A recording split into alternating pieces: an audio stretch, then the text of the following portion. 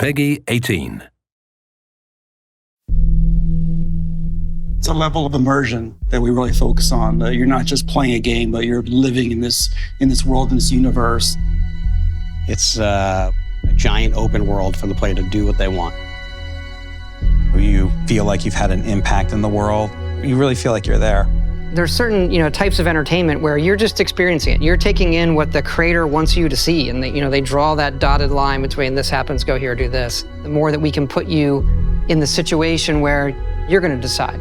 That's what makes video games the best form of entertainment that they are.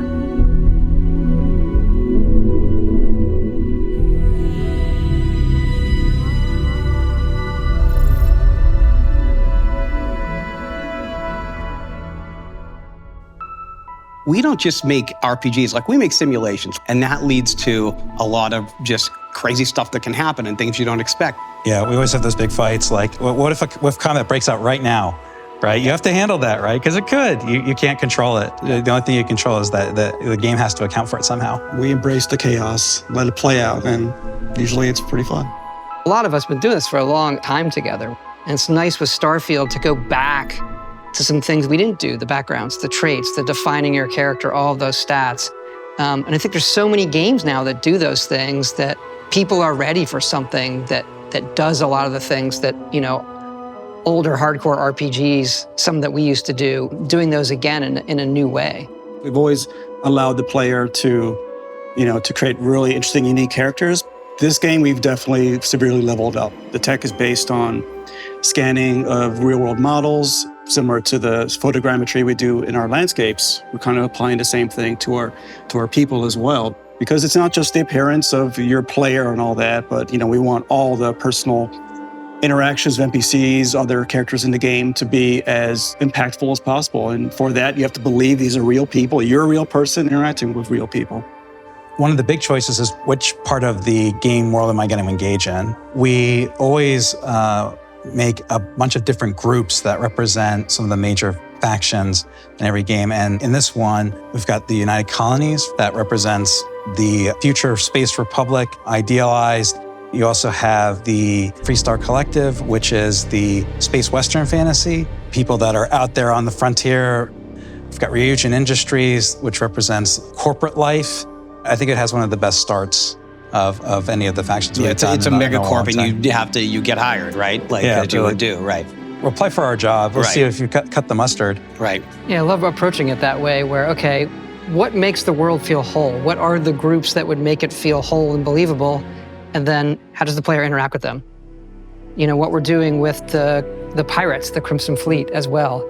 They're not just this foe. Let the player join them. What does that mean?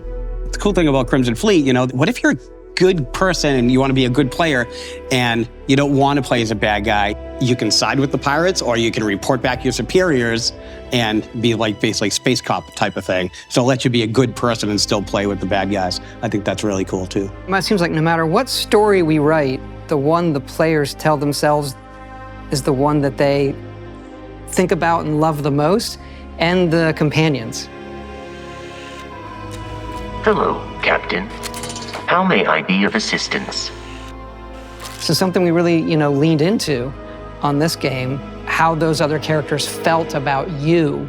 That's probably my favorite part. When you're exploring and then your companion makes some comment off the cuff about something that you're checking out or something that just happened, it just feels so perfect for immersion. It's so believable. You think it's a real person. So, we knew we wanted to do some kind of persuasion minigame thing.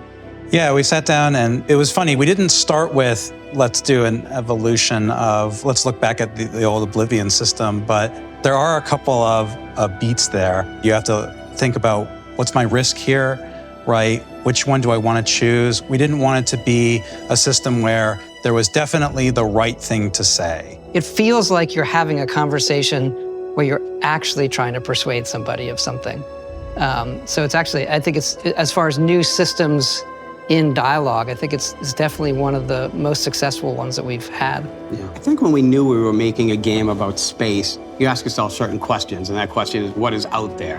And so, as a game, we have romance, adventure, mystery, but I think with Starfield, there's this other layer of, the cosmos and the universe and what is out there At the end of it, we want the players to have told their own journey, but then look back at it and we're asking the big questions. Why are we all here? Where is it leading? And what's next for humanity?